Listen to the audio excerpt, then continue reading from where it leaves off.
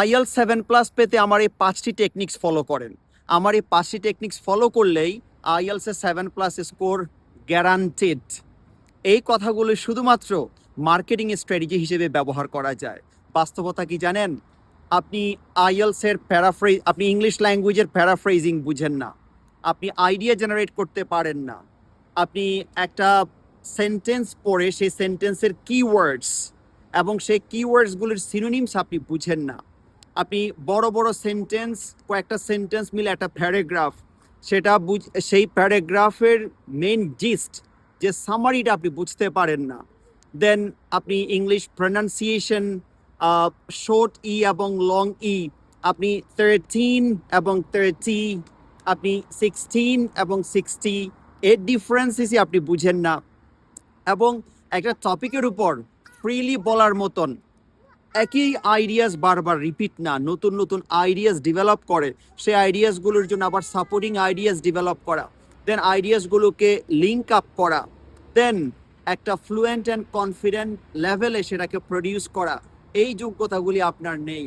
আপনি শুধুমাত্র 5টা 10টা 20টা টেকনিক্স কোনো ভাইয়ার বা আপুর ফলো করে আপনি আইএলসে 7.5 পেয়ে যাবেন বা 7 পেয়ে যাবেন।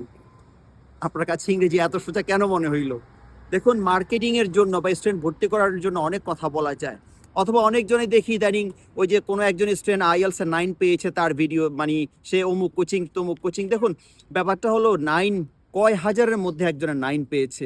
এখন আপনি কি আদৌ 9 পাওয়ার মতো যোগ্য কিনা, আপনার সে বেসিক সে ফাউন্ডেশন ঠিক আছে কিনা, এটা তো আপনাকে আগে একটু যাচাই করতে হবে। শুধু কে কি পড়লো, কাউবাই কান নিয়ে গেল ওটার পিছনে দৌড়াইলে তো হবে না, আপনি তো নিজেকে নিজেই টেস্ট করতে পারেন।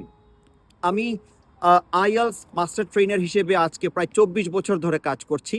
আপনার যদি আইএলস একান্তই দরকার আপনি মনে করে থাকেন, প্লিজ তার পূর্বে আপনি ইংলিশ ফাউন্ডেশনটা আগে ডেভেলপ করে নেন।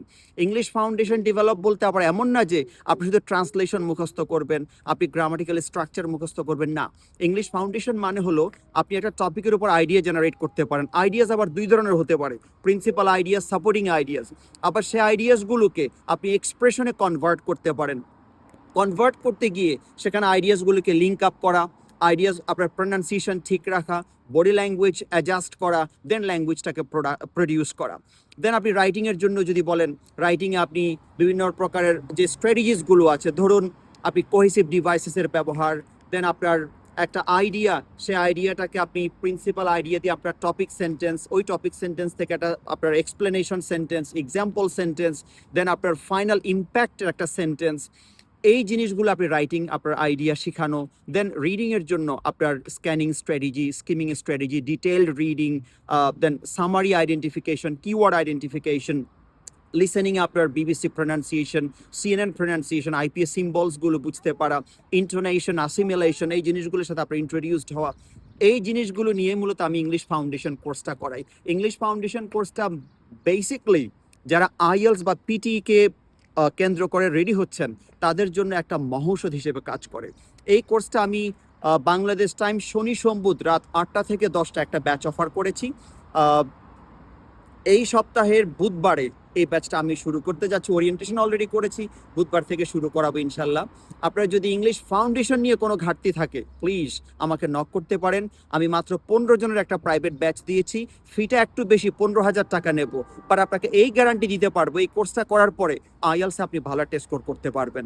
ভালো থাকবেন, আসসালামু আলাইকুম।